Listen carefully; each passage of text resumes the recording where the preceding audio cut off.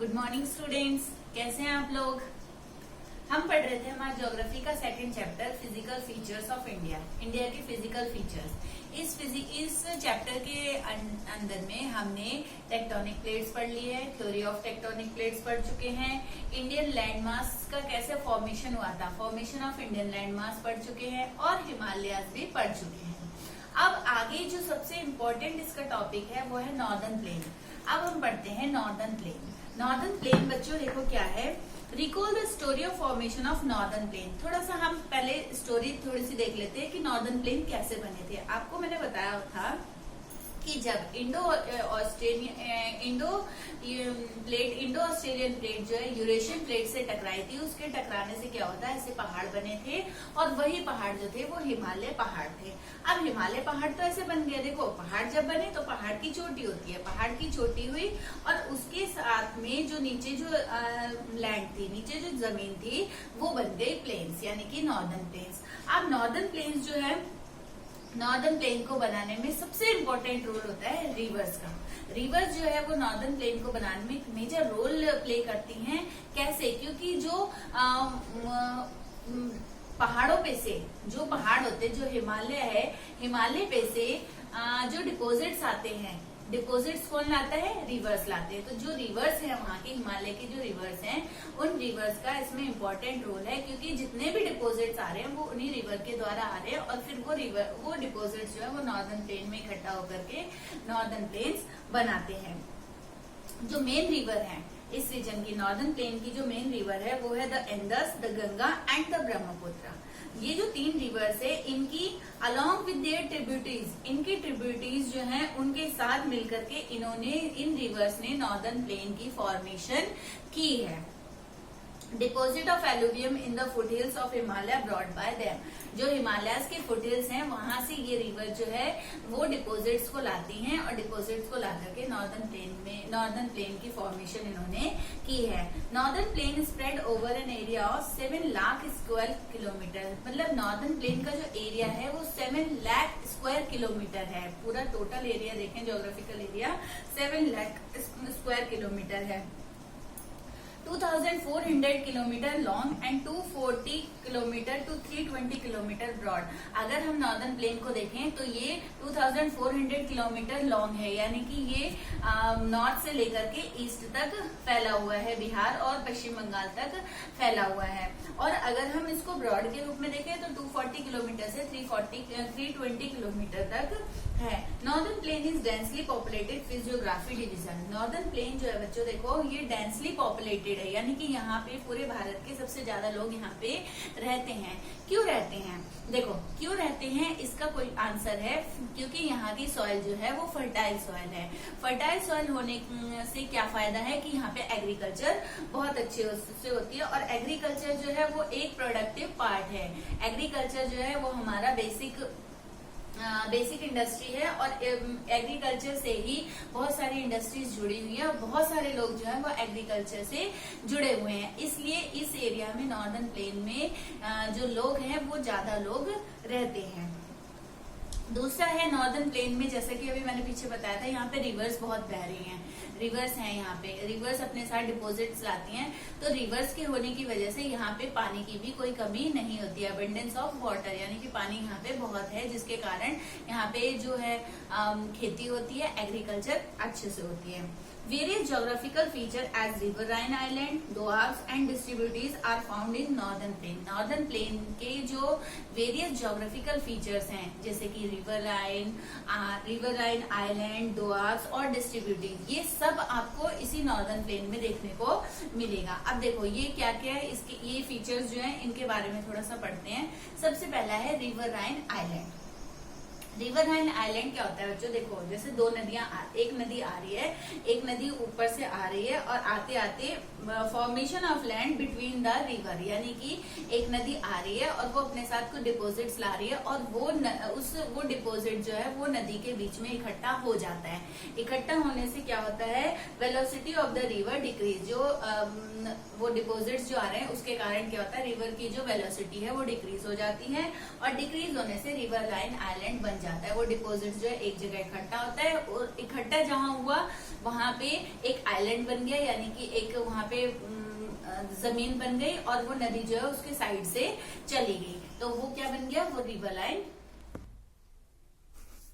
तो बच्चों वो जब शुरू होती है, वो जब रिवर के बीच में जो वो लैंड बन जाता है उसको कहते हैं हम रिवराइन आइलैंड, क्योंकि उसमें क्या होता है, अब नदी आई, नदी अपने साथ डिपोजिट्स लाई, और वो डिपोजिट्स उसी नदी के बीच में इकट्ठे हो गए। इकट्ठे होने के कारण क्या हुआ, नदी जो है उसके साइड से चली गई। तो वो बीच का जो एरिया है, अब ये छोटा मोटा एरिया नहीं होता, ये काफी बड़ा एरिया होता है, इसमें मतलब कई गाँव जो है, गाँव शहर इसमें बसे होते हैं, तो इनको कहते हैं riverine island. Manjuli in the Brahmaputra river is the largest inhabited riverine island in the world. जो वर्ल्ड की सबसे बड़ी रिवराइन आइलैंड है वो ब्रह्मपुत्र नदी में बनी हुई है, मंजुली जो है वो वर्ल्ड की सबसे बड़ी रिवराइन आइलैंड है। तो ये तो हो गए बच्चों, ये क्या हो गया, ये हो गया रिवराइन आइलैंड। दूसरा मैंने आपको ज्योग्राफिकल फीचर बताया था डिस्ट्रीब्यूटीज। डिस्ट्रीब्यूटीज क्या होता है, ध्यान से सुनो। Due to deposit of sediment in lower course the river split into numerous channel leading to the formation of distributaries. क्या होता है कि एक नदी आ रही है बह करके, ऊपर से बह के आ रही है, वो अपने साथ बहुत सारे डिपोजिट्स ला रही है, और डिपोजिट्स लाने के साथ साथ वो क्या हो रहा है, नीचे आकर के वो डिपोजिट कहीं कहीं जमा हो रहे हैं, और नदी जो है वो बहुत सारे चैनल्स में बट गई है। मतलब जैसे ये मेरा हाथ है, देखो यहाँ से नदी बह रही है, और नदी जब यहाँ पे आई तो यहाँ से वो उसकी बहुत सारी डिस्ट्रीब्यूटीज बन गई। तो ये जो डिस्ट्रीब्यूटीज बन गई, ये जो नदियों के जो ये पार्ट्स बन गए, इनको कहते हैं डिस्ट्रीब्यूटीज। अब बच्चों तीसरा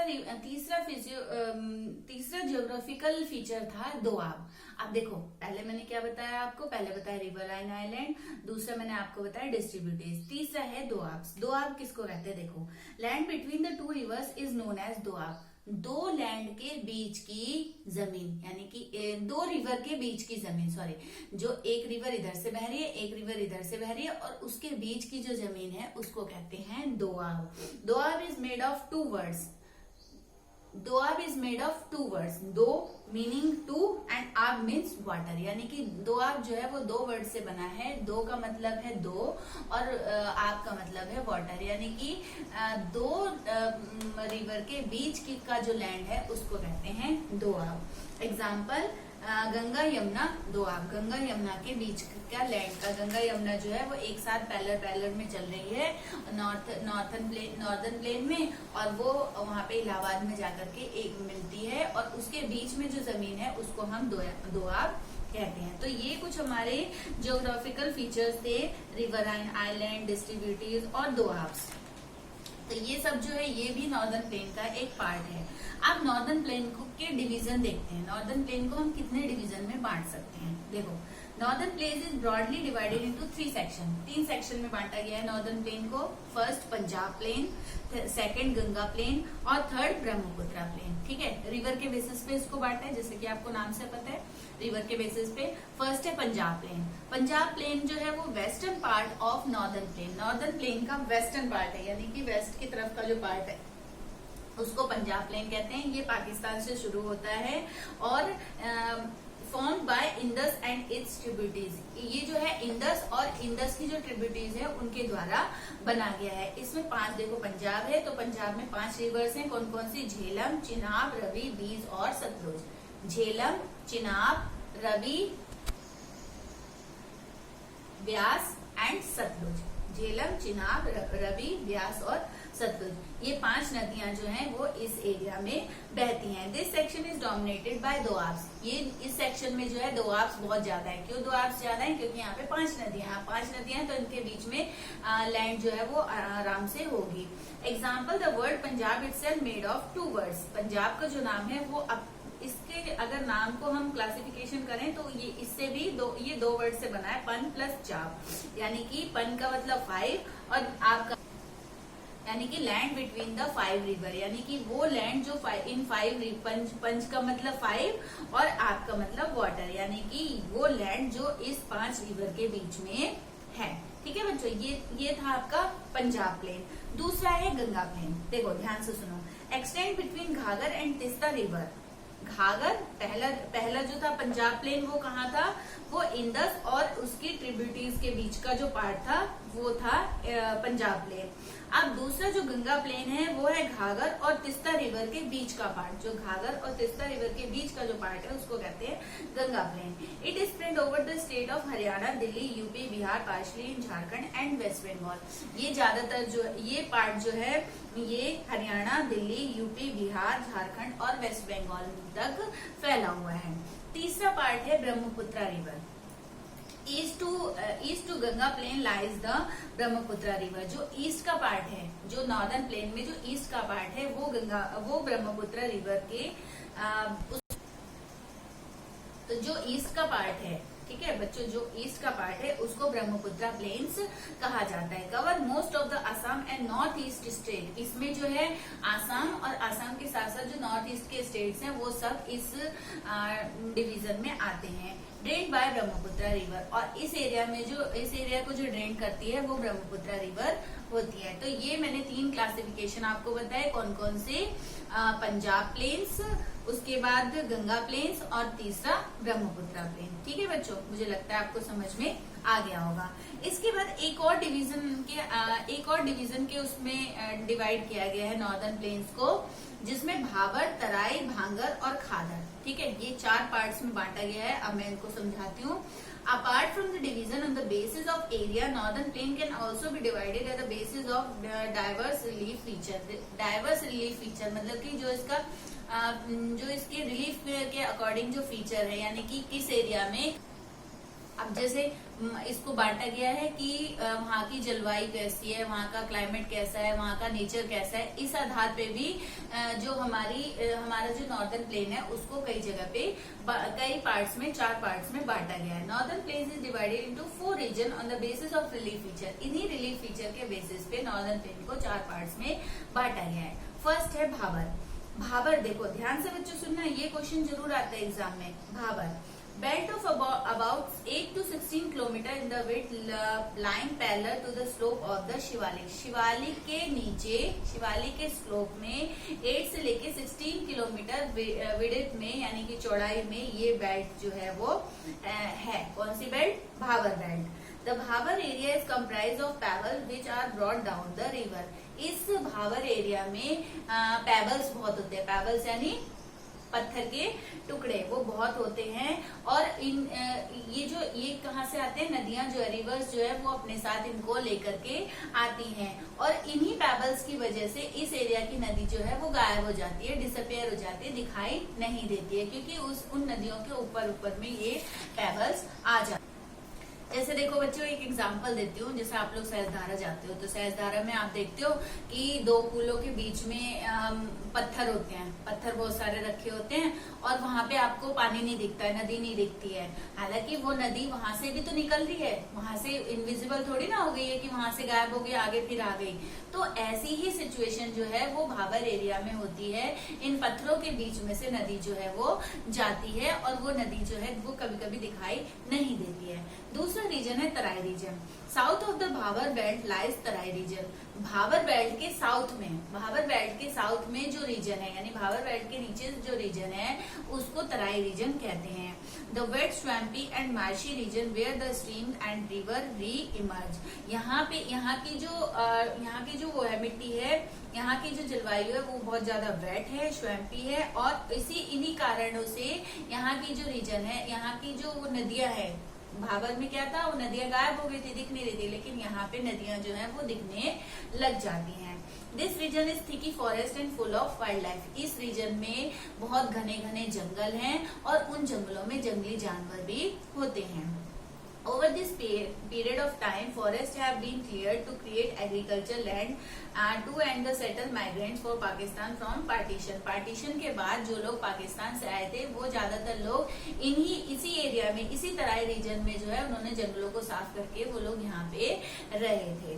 अब तीसरा रीजन है भांगर रीजन। देखो पहले मैंने भाबर पढ़ाया, उसके बाद मैंने तराई रीजन पढ़ाया। अब है भांगर। भांगर रीजन देखो क्या है। Bhangar region is made of older alluvium, यानी कि पुरानी एलुवियम सॉइल से ये बना हुआ है। It lies above the food plains of the flood plains of the river and present are terrace like feature. ये जो है ये फ्लड प्लेन है। फ्लड प्लेन यानी जो बाढ़ जो आती है, बाढ़ की वजह से यहाँ पे प्लेन हो जाता है और इसलिए आज के टाइम में ये टेरेस की तरह दिख रहा है। टेरेस समझते हो, टेरेस की तरह ये दिख रहा है।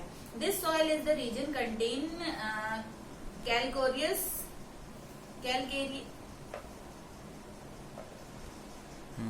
Calcareous deposits.